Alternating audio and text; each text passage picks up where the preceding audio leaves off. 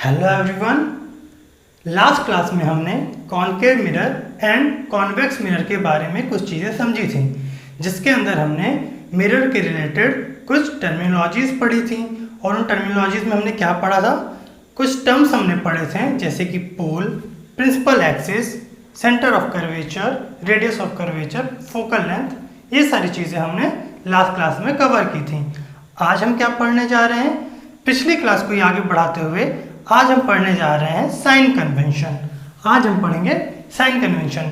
इनमें हम देखेंगे कि कौन सी डिस्टेंस अगर किधर हम मेज़र करते हैं तो पॉजिटिव होगी, किधर मेज़र करेंगे तो नेगेटिव होंगी।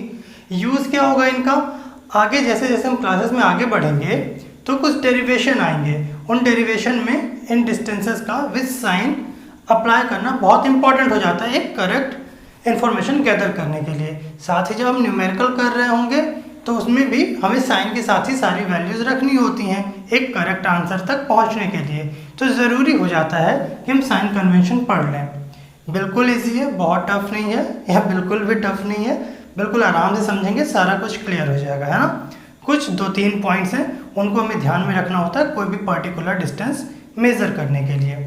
कौन से डिस्टेंसेस, जैसे कि हम जब टर्मिनोलॉजी पढ़ रहे थे तो हमने कुछ रेडियस ऑफ कर्वेचर करके एक नाम सुना था, फोकल लेंथ करके कुछ नाम सुने थे हमने। तो वो सारी डिस्टेंसेस हमें कहाँ से मेज़र करनी है, मेज़र करेंगे तो कब प्लस लेंगे कब माइनस लेंगे, है ना, उन डिस्टेंसेस को। ये सारी चीज़ें आज हम सीखने वाले हैं। तो शुरू करते हैं फिर। ठीक, यहाँ पे हमने एक मिरर बनाया हुआ है। कौन सा मिरर है ये, इंसिडेंट रे हमें दिख रही है। ए बी अगर हम इंसिडेंट रे माने तो ए बी इंसिडेंट रे हमें केव के अंदर आती दिख रही है, गुफा के अंदर आती दिख रही है। और हमने क्या कहा था, जब गुफे जैसे हमें कोई स्ट्रक्चर दिखे, कंस्ट्रक्शन दिखे, तो उसे हम केव से रिलेट करते हैं। और केव हमारा कौन से टर्म में आता है, कॉनकेव में, ना कि कॉन्वेक्स में। तो ये हमारा कैसा मिरर है, ये हमारा कॉनकेव मिरर है। ठीक, इतनी बात हो गई। अब इसमें हमने एक और बात बोली थी, अगर कोई इंसिडेंट रे प्रिंसिपल एक्सिस से पैरेलल आती है और मिरर पे स्ट्राइक करने के बाद प्रिंसिपल एक्सिस को क्रॉस करके गुजरती है, तो जिस पॉइंट पर प्रिंसिपल एक्सिस को ये इंटरसेक्ट करेगी हमारी रिफ्लेक्टिंग रे, वो पॉइंट हमारा फोकस होता है। ठीक, और ये क्या हमारा, ये है centre of curvature. Centre of curvature क्या होता था, ये सेंटर होता था उस स्फीयर का जिस स्फीयर का पार्ट है हमारा मिरर। ठीक, तो या तो हम मान लें कि ये आर्क जिस सेंटर के रिगार्डिंग ड्रॉ किया गया है वो सेंटर है हमारा सी। और बस यही सारी चीज़ें हैं इसमें। अब इन्हीं के थ्रू हम समझने जा रहे हैं साइन कन्वेंशन को। साइन कन्वेंशन में क्या कहा गया कि अगर आपको कोई भी डिस्टेंस मेज़र करनी है तो आप कहाँ से मेज़र करेंगे, पोल से। क्या कहा गया, पहला पॉइंट ये कहा गया कि सारी डिस्टेंसेस, है ना, जो भी डिस्टेंसेस आपको मेज़र करनी है वो पोल से मेज़र की जाएंगी। हम शॉर्ट में लिखेंगे, जस्ट कीवर्ड यूज़ करेंगे, सेंटेंस आप इजीली फॉर्म कर लेंगे, है ना। हमने क्या कहा, all distances are measured from the pole of the mirror.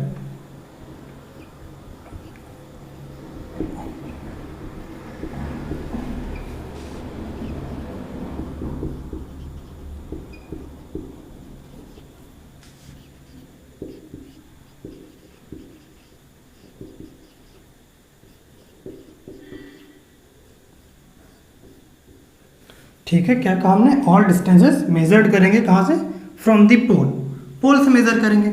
पहली बात हमने सुन ली, पहली बात हमने जान ली, पहली बात हमने सीख ली, है ना। क्या कहा हमने कि सारी डिस्टेंस हम पोल से मेजर करेंगे। ये हमारा पोल, तो कोई भी डिस्टेंस हमें मेजर करनी होगी तो पोल से करेंगे। लेफ्ट राइट अप डाउन कोई भी डिस्टेंस मेजर करनी होगी पोल से ही मेजर करेंगे। ठीक है, दूसरी बात क्या कही इन्होंने कि वो डिस्टेंसेस जो हम इंसिडेंट रे की डायरेक्शन में मेजर करेंगे उन्हें हम पॉजिटिव कंसीडर करेंगे। क्या कह दी गई ये बात, इस लाइन में हमने इंसिडेंट रे यूज करा और इंसिडेंट रे की डायरेक्शन को यूज करा, है ना। ये दो टर्म हमने यूज करी। तो देखते हैं, यहाँ पे ए बी हमें इंसिडेंट रे दिख रही है, तो हम क्या कह रहे हैं, यहाँ पे इंसिडेंट रे की डायरेक्शन क्या है, ए से बी की तरफ, ए से बी की तरफ। ये एरो तो ये इंडिकेट कर रहा है कि ए से बी की तरफ। और सेकेंड लॉ में हम क्या कहने जा रहे हैं, इसके सेकेंड रूल में क्या कहने जा रहे हैं कि हम जो डिस्टेंस इंसिडेंट रे की डायरेक्शन में मेजर करेंगे उन्हें पॉजिटिव कंसीडर करेंगे। मान लेते हैं अगर हमें यहाँ पे कोई ऑब्जेक्ट दिखा होता है ना, वहाँ से कोई ये रे निकल रही है इंसिडेंट रे, कोई सोर्स ऑफ लाइट है जहाँ से ये इंसिडेंट रे ए भी निकल रही है, तो हम ये कह रहे हैं कि इस ऑब्जेक्ट से इंसिडेंट रे निकल रही है, तो इस ऑब्जेक्ट से रे की डायरेक्शन में जिधर भी जाएंगे पॉजिटिव लेंगे उस डायरेक्शन को, उस डिस्टेंस को, है ना। मतलब यहाँ से इधर जो भी डिस्टेंस हम मेजर करेंगे वो पॉजिटिव कंसीडर करेंगे। और इसी का जस्ट उल्टा इसी में और कहा जाता है कि अगर हमें कोई डिस्टेंस मेजर करनी है जो इंसिडेंट रे की डायरेक्शन के अपोजिट डायरेक्शन में है, तो उसे निगेटिव डिस्टेंस कंसीडर करेंगे। ठीक है, इतनी बातें शॉर्ट में हम वही लिखने जा रहे हैं। हम क्या कह रहे हैं कि all the directions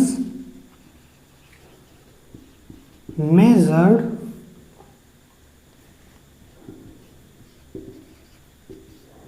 in the direction of incident ray is taken or considered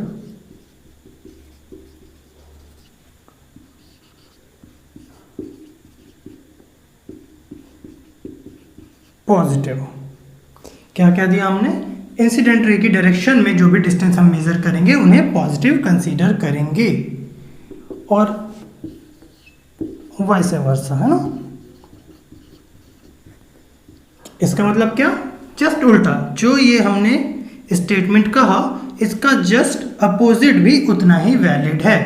और उसका अपोजिट क्या है, इंसिडेंट रे की डायरेक्शन में अगर पॉजिटिव कंसीडर कर रहे हैं तो उसकी अपोजिट डायरेक्शन में अगर कोई डिस्टेंस हमें मेजर करनी होगी तो उसे नेगेटिव कंसीडर करेंगे। बस इतनी सी बात है। ठीक, 2 पॉइंट हमने देख लिए, एक लास्ट पॉइंट है वो भी ऐसे इजी सा है, बस हमें ध्यान रखनी ये चीज़ें, है ना। कहीं पे ये पूछा नहीं जाता, लेकिन ये ऐसी ऐसी जगह पे यूज़ होता है जो चीज़ें बहुत बार पूछी जाती हैं, जैसे न्यूमेरिकल्स हो गए, है ना, ये सारी चीज़ें। ठीक, पहली चीज़ हमने देख ली कि सारी डिस्टेंस पोल से मेजर करेंगे। दूसरी चीज़ हमने देख ली कि इंसिडेंट रे की डायरेक्शन में जो डिस्टेंस मेजर करेंगे पॉजिटिव, जो उसकी अपोजिट डायरेक्शन में डिस्टेंसेस मेजर करेंगे वो नेगेटिव। थर्ड पॉइंट में कहा जाता है कि ऑल डिस्टेंसेस जो हम मेजर करेंगे प्रिंसिपल एक्सिस से परपेंडिकुलर अपवर्ड डायरेक्शन में। क्या कह दिया इसमें कि वो सारी डिस्टेंसेस जो हम, ये रेड लाइन हमें क्या इंडिकेट कर रही है, प्रिंसिपल एक्सिस इंडिकेट कर रही है। तो क्या कह रहे हैं थर्ड रूल में कि वो सारी डिस्टेंसेस जो हम प्रिंसिपल एक्सिस से परपेंडिकुलर ऊपर की तरफ मेजर करेंगे। परपेंडिकुलर वर्ड को आप चाहें तो इग्नोर कर दें, आप समझने के लिए बस इतना समझ लें कि इस रेड लाइन जो जिसे हम प्रिंसिपल एक्सिस कह रहे हैं, इस रेड लाइन के ऊपर जो भी डिस्टेंस हम मेजर करेंगे उसे पॉजिटिव कंसीडर करेंगे। और इसी का जस्ट उल्टा भी उतना ही वैलिड है कि अगर इस प्रिंसिपल एक्सिस के नीचे की डायरेक्शन में डाउनवर्ड कोई भी डिस्टेंस हमें मेजर करनी होगी तो उसे हम नेगेटिव कंसीडर करेंगे। ठीक, यही बातें कह रही हैं, ये विजिबल होगा आपको, हम यहाँ पे लिख देते हैं। क्या कहा हमने, ऑल डिस्टेंसेस, और सॉरी यहाँ पे ऑल डिस्टेंस आएगा ना, हम डिस्टेंस ही तो मेजर कर रहे हैं, और distances measured in the direction of incident rays। ठीक है, all distances measured perpendicular upward from principal axis, कैसे उनको कंसीडर करेंगे, पॉजिटिव, प्रिंसिपल एक्सिस के ऊपर पॉजिटिव, एंड वैसे वैसा, मतलब इसके नीचे जो भी डिस्टेंस मेजर करेंगे उसे हम निगेटिव कंसीडर करेंगे। तीनों लॉ जल्दी जल्दी से, तीनों रूल्स जल्दी जल्दी से हम कहने जा रहे हैं। पहली चीज़ क्या कही हमने, जो हमारा मिरर है उसका मिड पॉइंट पोल होता है, तो सारी डिस्टेंस हमें यहीं से मेजर करनी है। पहला रूल खत्म। दूसरा रूल क्या, इंसिडेंट रे की डायरेक्शन में जो भी डिस्टेंस मेजर करनी है पॉजिटिव, जो उसके अपोजिट डायरेक्शन में मेजर करेंगे नेगेटिव। दूसरा रूल खत्म। तीसरा, प्रिंसिपल एक्सिस के अपवर्ड परपेंडिकुलर कोई भी डायरेक्शन मेजर करेंगे पॉजिटिव, प्रिंसिपल एक्सिस के नीचे कोई भी डायरेक्शन मेजर करेंगे नेगेटिव। यहां से मेजर करनी है, इसके इधर पॉजिटिव, इसके उधर नेगेटिव, इसके ऊपर पॉजिटिव, इसके नीचे नेगेटिव। ठीक है, इतनी बातें, तीनों रूल, तीनों लॉ यही कह रहे थे, हमने बता दिया आपको। अब सारी चीज़ें तो हम ट्रिक से सीख रहे हैं, तो इस पर भी एक ट्रिक अप्लाई करते हैं। ठीक, 99 केसेस में, परसेंट केसेस में, या यूं कहें कि आपके 12th तक, 10th तक 100% केसेस में जो हम ट्रिक बता रहे हैं वो काम करेगी, है ना। जेईई नीट के एग्जाम में वो क्या करते हैं, आपकी इंटेलिजेंसी चेक करते हैं, तो वहाँ पे वो आपको घुमा सकते हैं थोड़ी सी चीज़ें। तो जो हम ट्रिक बताने जा रहे हैं आपके लिए मोर देन सफिशिएंट है, आप उसको ध्यान रखिएगा। आपसे सारे क्वेश्चन में जहाँ भी डायरेक्शन आपको जाननी होगी, डिस्टेंस में क्या साइन लगेगा ये जानना होगा, आप गलत नहीं करेंगे। हमने छोटी क्लासेस में, मतलब 10th से छोटी क्लासेस में नंबर लाइन पढ़ा हुआ है, या यूँ कहें कुछ ग्राफ पढ़े हुए हैं हमने। ग्राफ हमारा कैसा होता है, कुछ हमने ऐसा एक्सिस देखा हुआ है जिसमें यहाँ हम प्लस एक्स लिखते हैं, यहाँ माइनस एक्स लिखते हैं, यहाँ प्लस वाई डिस्टेंस देखते हैं, यहाँ माइनस वाई, और इसे हम मिड पॉइंट 0 या ओरिजिन कहते हैं। ठीक है, तो इसमें हम क्या देखते हैं कि इस ओरिजिन के प्लस एक्स डायरेक्शन में जो भी डिस्टेंस हम मेजर करते हैं उसे पॉजिटिव कंसीडर करते हैं, और इस ओरिजिन के लेफ्ट साइड में या यूं कहें माइनस एक्स डायरेक्शन में जो भी डिस्टेंस मेजर करते हैं नेगेटिव कंसीडर करते हैं। वाई के एक्सिस पे देखें तो ओ पॉइंट से अपवर्ड प्लस वाई के डायरेक्शन में जो भी डिस्टेंस देखते हैं उसे हम पॉजिटिव कंसीडर करते हैं, और इसी तरीके से नीचे अगर कोई डिस्टेंस हमें मेजर करनी हो तो उसे हम नेगेटिव कंसीडर करते हैं। अब अगर हम ये कहें, ये जो हम ओरिजिन कह रहे हैं इसे हम मिरर का पोल समझ लेते हैं कि वो P है, ये P है। आपके एग्जाम में जो भी क्वेश्चन आएंगे, आपको हमेशा अगर कॉन्केव मिरर है तो आपको ऑब्जेक्ट इधर ही देखने को मिलेगा, ना कि इधर देखने को मिलेगा। कॉन्वेक्स होगा तो भी ये मिरर उल्टा बन जाएगा और यहाँ पे ही आपको ऑब्जेक्ट देखने को मिलेगा। तो हम क्या कह रहे हैं कि अगर ये पोल समझ लें तो पोल से राइट साइड सारे पॉजिटिव, अपवर्ड सारे पॉजिटिव, पोल से लेफ्ट हैंड साइड सारे नेगेटिव, डाउनवर्ड सारे नेगेटिव। यही चीज़ हम यहाँ अप्लाई करते हैं। ये हमारा पोल है, पोल से अपवर्ड सब पॉजिटिव, पोल से डाउनवर्ड सारे नेगेटिव, पोल से राइट हैंड साइड कोई भी डिस्टेंस अगर है, इसमें हमें शो नहीं हो रही, प्रिंसिपल एक्सिस तो कहीं तक जा सकती है, यहाँ पे भी इमेज बन सकती है, तो वो सारी चीज़ें हम देखेंगे। अभी बस समझ रहे हैं कि पोल से राइट हैंड साइड पे आएंगे तो सारी डिस्टेंस पॉजिटिव, पोल से लेफ्ट हैंड साइड कहीं पे भी हम जाएंगे तो सारी डिस्टेंस नेगेटिव। इतनी चीज़ें आप ध्यान रखिएगा, आपके सारे क्वेश्चन में डायरेक्शन बिल्कुल सही सही आप टिक कर पाएंगे। ठीक है, तो ये हमने सीख लिया साइन कन्वेंशन। साइन कन्वेंशन में इतनी ही चीज़ें थी जो आपको जाननी थी। आप चाहें तो ये हमने बिल्कुल शॉर्ट में लिखा, आप चाहें तो स्क्रीनशॉट ले सकते हैं, फिर इसके आगे एक छोटा सा टॉपिक है वो भी हम देख लेते हैं।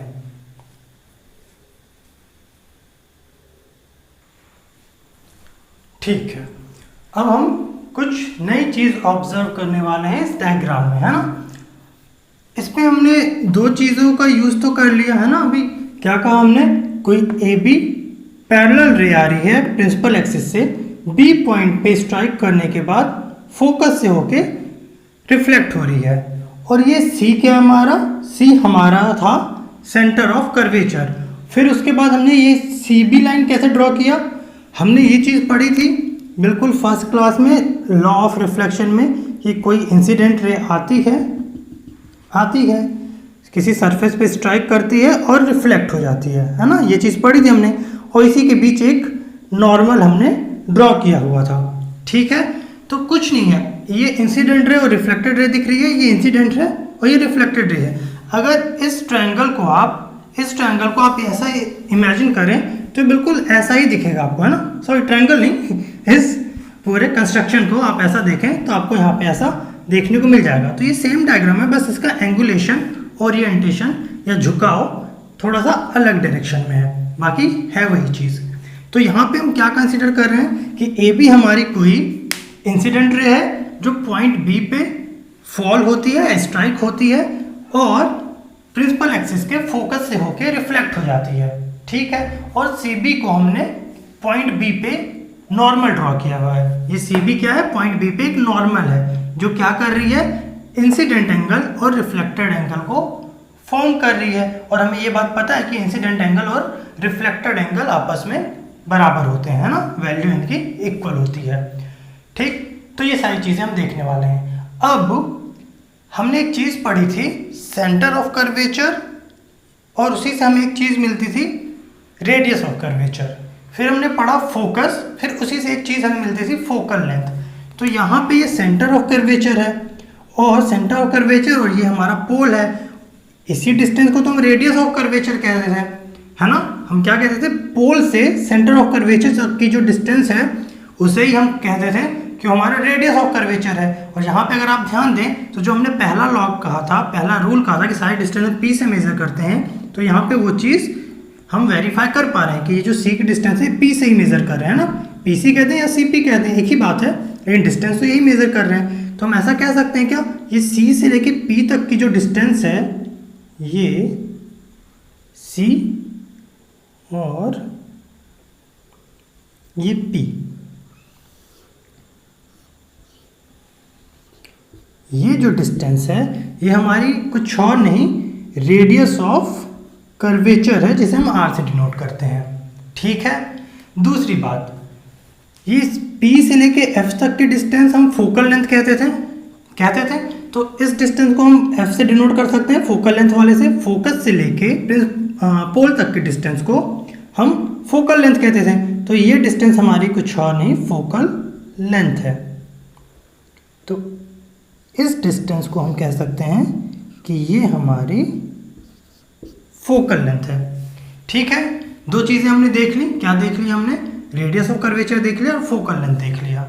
ठीक है, तो अब हम क्या करने जा रहे हैं, हम radius of curvature and focal length में रिलेशनशिप इस्टेब्लिश करने जा रहे हैं, कि हम देखना चाह रहे हैं कि इन दोनों के बीच में कैसा रिलेशन है।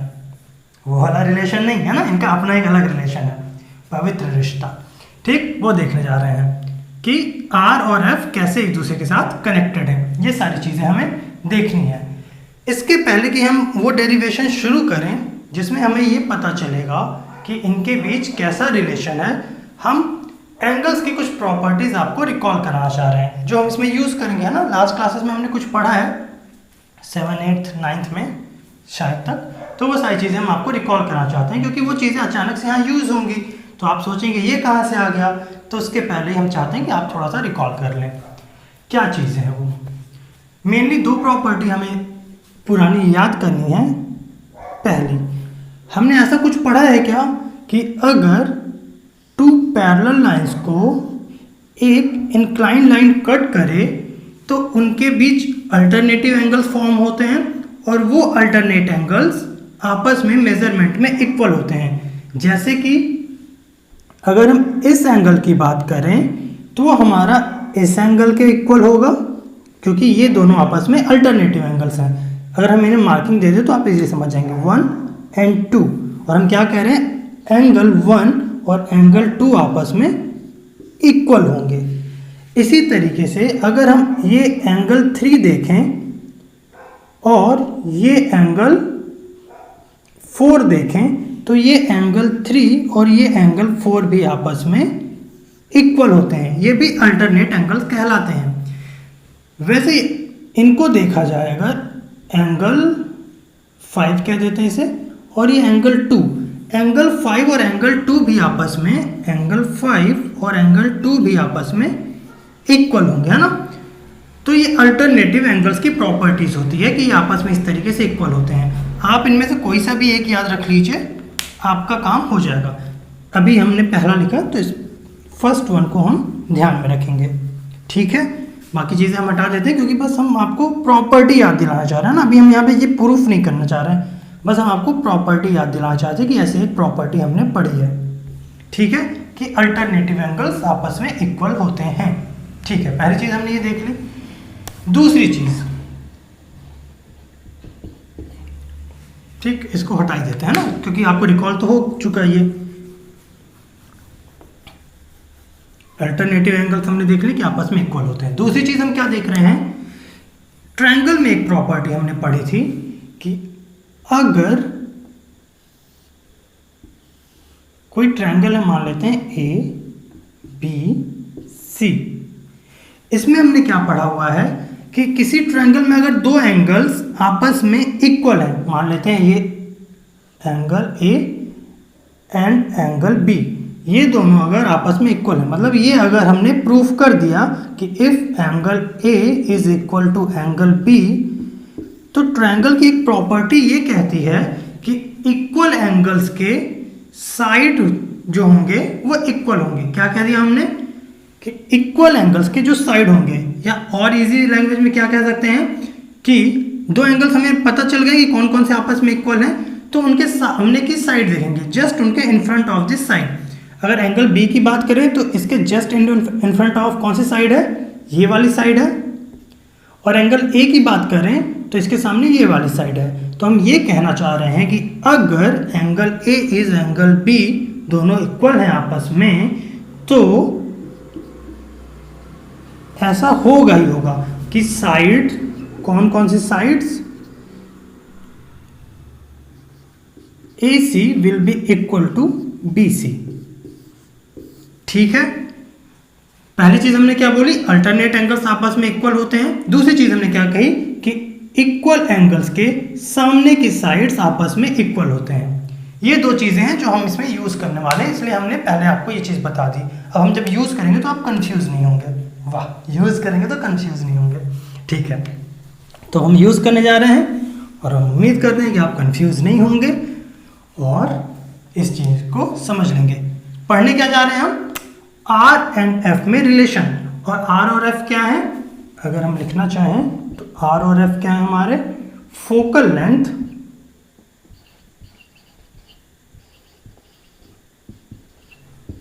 एंड रेडियस ऑफ कर्वेचर में रिलेशनशिप।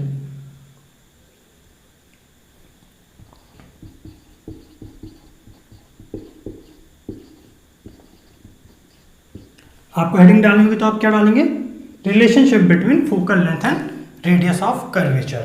ठीक है, तो कुछ चीजें हैं जो आपको लिखनी होंगी ये सारी चीज डिराइव करने के पहले। वो चीजें क्या हैं, आप लिखेंगे कि let A B is the incident ray which strike at the point B of the concave mirror and reflected crossing the principal axis at a point F which is known as focus. ये आप जानते हैं। ठीक है, इतनी बात आपने लिख दी। दूसरी चीज अपन क्या लेट करेंगे कि आर मिरर एक्स वाई, हमने मिरर का नाम दिया हुआ है एक्स वाई, है ना। ये मिरर कैसा है, this mirror is of very small aperture. Aperture के बारे में हमने पढ़ा था। अपर्चर क्या होता है, मिरर का एक्सपोज्ड एरिया, वो एरिया जहां पर लाइट अगर इंसिडेंट हो तो रिफ्लेक्ट हो जाएगी, है ना। तो इसमें ये जो एक्स से लेके वाई तक का ये जो हमें रिफ्लेक्टिंग सरफेस दिख रहा है, ये इसका अपर्चर है। तो हम क्या अज्यूम कर रहे हैं कि ये बहुत बहुत बहुत स्मॉल अपर्चर है। एक्चुअल बहुत स्मॉल कहने का मतलब क्या है कि ये बहुत छोटा सा हमारा कॉनकेव मिरर है। हमें ये सारी चीज़ें, ये सारे रे डायग्राम इसमें शो करना था, इसलिए हमने इसको इतना इनलार्ज करके बनाया हुआ है। असल में है कितना, ये बहुत ही छोटा सा हमारा कॉनकेव मिरर है। ठीक, तो ये सारी चीज़ें हमने एज्यूम की। ठीक, पहली चीज़ क्या कि ए भी कोई इंसिडेंट रे है जो पॉइंट बी पे स्ट्राइक करने के बाद एफ से गुजरती है, और दूसरी बात हमने कही कि ये हमारा बहुत ही छोटे अपर्चर का एक मिरर है। और अलग से हमने एक्सटेंशन के तौर पे क्या ड्रॉ किया है, सी बी को एज अ नॉर्मल ड्रॉ किया है, जो हमारे लिए इंसिडेंट एंगल और रिफ्लेक्टिंग एंगल को फॉर्म कर रहा है। तो अब यहाँ से हमारा मेन डेरिवेशन शुरू हो रहा है। हम क्या देख रहे हैं, हमने देखा कि angle A B C, angle A B C is equal to angle C B F. Angle C B F मतलब ए बी सी ये आई वाला एंगल, सी बी एफ मतलब ये आर बाय वाला एंगल। क्यों ये दोनों इक्वल हो गए, लॉ ऑफ रिफ्लेक्शन से। लॉ ऑफ रिफ्लेक्शन क्या कह रहा था, इंसिडेंट एंगल जो होता है रिफ्लेक्टेड एंगल के बराबर होता है, और ये दोनों वही एंगल्स हैं। ठीक है, पहली चीज हमने ये देख ली। एक और चीज इसमें देखने जा रहे हैं हम, and angle ABC is equal to कौन सा एंगल, एंगल ABC, ये इंसिडेंट एंगल वाला है, ये इक्वल है हमारा एंगल BCF। ये कहाँ से आ गया, हमने क्या बोला, ये इंसिडेंट एंगल जो है ये वाला एंगल, ये बराबर है एंगल BCF, इस एंगल के, इस एंगल के, मतलब ये जो हमारा आई है ये भी आई के ही इक्वल होगा। कैसे होगा, अभी थोड़ी देर पहले हमने आपको बताया ना कि दो पैरेलल लाइन को एक इंक्लाइंड लाइन अगर कट करती है तो उनके अल्टरनेट एंगल फॉर्म्स होते हैं और वो आपस में इक्वल होते हैं। एक पैरेलल लाइन ये दिख रही है AB, आप समझ लीजिए कि ये AB है। ये एक पैरेलल लाइन दिख रही है CP, ये समझ लीजिए कि आप CP है। और ये पॉइंट आपको एक इंक्लाइंड लाइन दिख रही है B तक, इस पॉइंट तक, तो ये एंगल आपस में हमने बोला ये एंगल और ये एंगल आपस में बराबर होंगे। यही चीज़ तो हमने थोड़ी देर पहले पढ़ा था कि क्यों बराबर होंगे, क्योंकि ये अल्टरनेट एंगल्स हैं। तो इसके लिए हम क्या कह सकते हैं, इनको हमने इक्वल क्यों कह दिया, क्योंकि ये अल्टरनेट एंगल्स फॉर्म कर रहे हैं। ठीक है, फिर इसी में एक बात और हमने कही थी एक बार अभी थोड़ी देर पहले कि अगर किसी ट्रायंगल में दो एंगल आपस में इक्वल हो जाएं तो उनके सामने की साइड्स भी आपस में इक्वल होती हैं। हमें पता है कि I इक्वल टू R है और ये इक्वल टू I है, मतलब ये इंसिडेंट एंगल के इक्वल हो गया और ये रिफ्लेक्टेड एंगल तो है ही, मतलब ये दोनों तो आपस में बराबर होंगे। मतलब ये वाला एंगल जो CBF है, एंगल CBF है और ये इसके ABC के बराबर है, तो ये दोनों भी आपस में बराबर हो गए। ये बात हमने मान ली। कौन सा, अगर हम साइड में समझना चाहें तो एक ऐसा एंगल हमें देखने को मिल रहा है जहाँ पे हमने ये I लिखा हुआ है डबल एंगल के साथ, यहाँ पे R लिखा हुआ है और यहाँ पे ये F है, ये पॉइंट C है, ये पॉइंट B है। ये एंगल हमें दोनों आपस में बराबर दिख रहे हैं, I इक्वल टू R होता है। तो इसके सामने की साइड ये है और इसके सामने की साइड ये है, ये दोनों आपस में इक्वल होंगे। ये दोनों साइड वहाँ पे हमें कहाँ दिख रहे हैं, इस एंगल के सामने ये साइड, इस एंगल के सामने ये साइड, इन दोनों साइड्स की बात हम कर रहे हैं कि ये दोनों साइड्स आपस में इक्वल होंगे। ठीक है, इतनी बात हम समझ लिए। तो साइड से इक्वल होंगे तो हम क्या लिख सकते हैं कि CF in triangle CBF CBF क्या इक्वल मिल गया हमें, CF इक्वल टू BF। ठीक है, इतनी बात हम कह सकते हैं। कैसे कह दिया हमने कि इक्वल एंगल के सामने की साइड्स भी आपस में इक्वल होते हैं। ठीक, अब कुछ नहीं बचा, अब बस हमें थोड़ा सा दिमाग लगाना है और सारी चीज़ें सॉल्व हो जाएंगी। अब हमें कोई ट्रायंगल एंगल के लॉ नहीं यूज़ करने। ठीक है, हमने लिख दिया CF इक्वल टू BF। ठीक, अब हमने शुरू में एक चीज़ लेट करी हुई है, एक चीज़ मानी हुई है कि ये जो मिरर है हमारा बहुत ही छोटे अपर्चर का है, बिल्कुल छोटे साइज का है। तो अगर ये बहुत छोटे साइज का है तो ये जो B पॉइंट है नियरली बिल्कुल P के पास होगा, बिल्कुल छोटा सा एंगल मिरर है हमारा, यही P है। तो ये जो रिफ्लेक्टेड जो टकरा रही है रे, ये यहाँ B पे टकरा रही है, तो ये दोनों लाइन आपस में लगभग बहुत करीब हैं, इतने करीब हैं कि इनके बीच के डिस्टेंस को निगलेक्ट किया जा सकता है। और अगर ये B पॉइंट P के बहुत करीब हो तो जो हमारा BF है वो अप्रॉक्स इक्वल हो जाएगा, B अगर यहाँ आ जाए तो PF के। क्या कह रहे हैं हम कि since the aperture is very small, so क्या लिख सकते हैं हम, BF इक्वल टू PF। ये चीज़ हम कह रहे हैं, है ना, कि जो हमारा ये BF है अगर B यहाँ आ जाए तो PF के इक्वल हो जाएगा। ठीक है, तो यहाँ से अगर BF हमारा PF के इक्वल हो जाएगा तो हम क्या लिख सकते हैं, इसी को इम्प्लाइज करके कि CF तो हमारा CF ही रह गया, लेकिन ये जो BF था ये हमारा हो गया PF। ठीक है, इतनी बातें। ठीक है, अब जो चीज़ आपको समझ में नहीं आएगी आप दोबारा से बैक होके चीज़ें देख लीजिएगा, है ना। बिल्कुल हमने जितना आसान हो सकता था उतनी आसान चीज़ें करने की कोशिश करी हुई हैं। ठीक है, वापिस आ रहे हैं हमने क्या लिख दिया, बी एफ को पी एफ के इक्वल, तो यहाँ से हमारा हो गया C F equal to P F, C F equal to P F. C F क्या है हमारा यहाँ पे, सी एफ ये डिस्टेंस है ना, सी एफ ये डिस्टेंस है, ये टोटल आर है, उसमें से ये पार्ट हमारा सी एफ है, हमें दिख भी रहा है।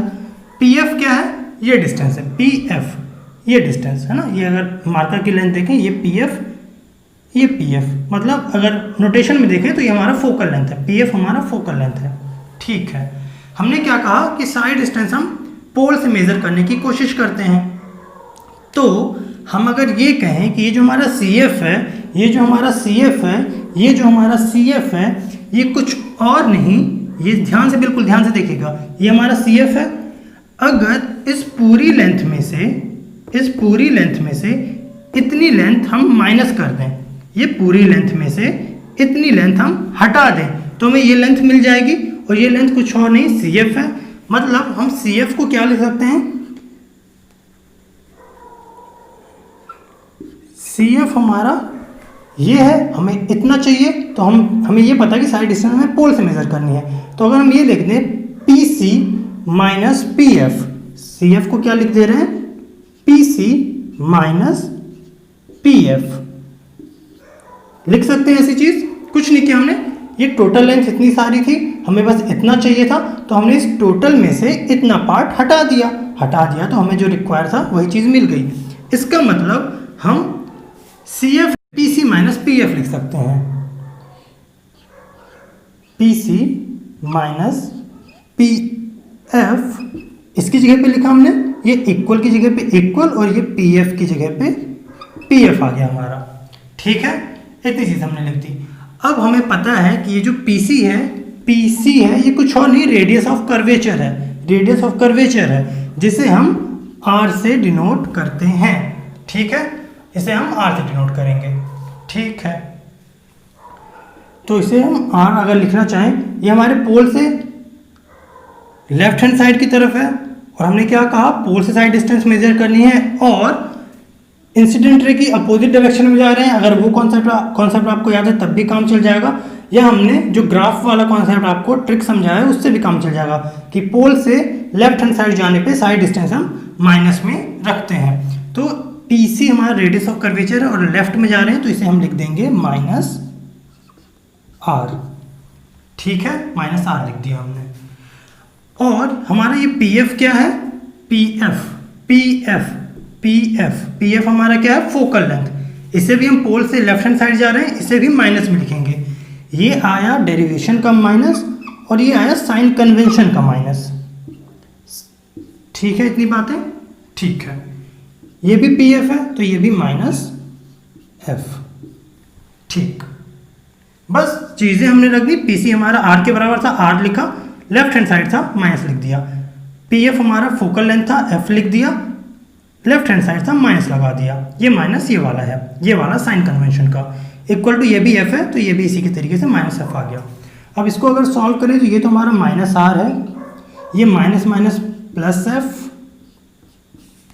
और ये इक्वल टू माइनस F। अब इस माइनस F को उस साइड ले जाएंगे, प्लस F हो जाएगा।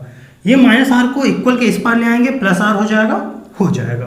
तो इसे हम ऐसा लिख सकते हैं F plus F equal to R, या इसी को हम ऐसा लिख सकते हैं F plus F equal to 2F equal to R। एक रिलेशन ये आ गया। अगर 2 को हम राइट साइड ले आए तो हमारा F इक्वल टू हो जाएगा R/2। ये दो बहुत ही इंपॉर्टेंट रिलेशन है जो आपके एग्जाम में आपको देखने को ज़रूर मिलेगा। या तो आपके ऑब्जेक्टिव में ये क्वेश्चन आएगा कि focal length and radius of curvature के बीच इनमें से कौन सा फॉर्मूला जो है, कौन सा रिलेशन जो है बिल्कुल एग्जैक्ट है, जो सही है। ऑप्शन में आ सकता है ऐसा, तो इसमें आपके साथ वो चीज़ें बदल देगा। 2F इक्वल टू R कह देगा, या 2R इक्वल टू F कह देगा, F इक्वल टू R/2 कह देगा, या R इक्वल टू F/2 कह देगा। इसको कुछ छेड़खानी करके इनको कुछ गलत कर देगा। उनमें से एक ऑप्शन सही रहेगा, आप उसको टिक कर लेंगे, है ना। अगर आपको ये दोनों रिलेशन याद है या एक भी याद है तो कुछ नहीं किया, बस इसको 2 को इस पार ले आए। ठीक, ये चीज़ आप कर लेंगे। या 2 या 3 मार्क्स में आपसे ये पूछ लेगा कि आप ये फॉर्मूला हमें डिराइव करके दिखाइए, तो आप ये चीज़ दिखा लेंगे। ठीक है, तो यहाँ पे हमने रिलेशन किन के बीच, आर और एफ के बीच में कैलकुलेट कर लिया है। ठीक, एक बहुत ही फेवरेट क्वेश्चन हुआ करता है वाइवा में, किनका, जो पैनल आते हैं पूछने के लिए वाइवा लेने, वो बोलते हैं कि अगर एक कोई मिरर है, ठीक है, जिनके बीच कुछ फोकल लेंथ और रेडियस ऑफ कर्वेचर में ऐसा ऐसा रिलेशन है, उस मिरर को हमने क्या किया, किसी वाटर टब में डाल दिया, किसी पानी में डुबो दिया।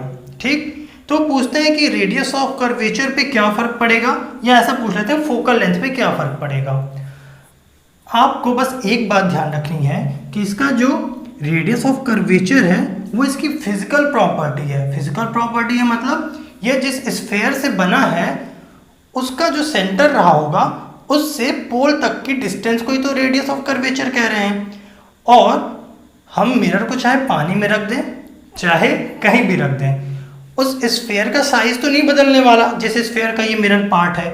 इसका मतलब इस आर के ऊपर कोई फर्क पड़ने वाला है नहीं। और अगर आर के ऊपर कोई फर्क नहीं पड़ेगा तो हमारा एफ भी तो नहीं बदलेगा, क्योंकि हमें पता है यहाँ से कि जो हमारा फोकल लेंथ है वो रेडियस का आधा होता है, रेडियस ऑफ कर्वेचर का हाफ होता है, या यूं कह दें जो हमारा रेडियस ऑफ कर्वेचर होता है वो 2 टाइम्स होता है फोकल लेंथ के। तो ऐसी चीजें हैं जो आपको वो कंफ्यूज करने की कोशिश करेंगे एग्जाम में, लेकिन आपको कंफ्यूज नहीं होना है ना। चीज़ें, ये रिलेशन आपको याद रखनी है, और एक बात याद रखनी है कि इसे हम चाहे कहीं भी रखें, फिजिकल प्रॉपर्टी चेंज होने वाली है नहीं। तो ये 2 चीज़ें आज हमने पढ़ी, एक साइन कन्वेंशन, और साइन कन्वेंशन का यूज़ करके हमने ये चीज़ डिराइव कर ली है। ठीक है, तो आपको ये चीज़ आनी चाहिए, और इम्पॉर्टेंट है ये पार्ट, थोड़ा सा इम्पॉर्टेंट है ना, आपको कम मार्क्स में, छोटे मार्क्स में आपको ये देखने को एग्जाम में मिल सकता है। तो आप इसको अच्छे से रिवाइज कर लीजिएगा, और ये फॉर्मूला इंपॉर्टेंट है, तो आपको ये चीज़ हमेशा नींद में भी याद होनी चाहिए कि ऐसा एक फॉर्मूला हमने डिराइव किया है। तो ठीक है, फिर इतनी चीज़ें आप रिवाइज करिएगा। कल आपके लिए हम कुछ एक नया टॉपिक लेके आएंगे, मिरर फॉर्मेशन करके है। मिरर देखेंगे, मिरर में इमेज फॉर्मेशन देखेंगे कि मिरर से कैसे इमेज हम ड्रॉ करते हैं, कैसे हमें वो इमेजेस मिलती हैं। और जब हमने ये सीख लिया है कि किधर प्लस लेना है किधर माइनस लेना है, तो हम डिस्टेंसेस भी देख लेंगे कि कौन सी इमेज की डायरेक्शन हमें पॉजिटिव लेनी है, कौन सी इमेज की डिस्टेंसेस हमें नेगेटिव लेनी है। ठीक है, तो आज के लिए हम इतना ही रखते हैं। इतनी चीज़ों को आप रिवाइज करिएगा, कल हम आपके लिए जो भी नई चीज़ें हैं वो लेके आएंगे। ठीक है, ओके।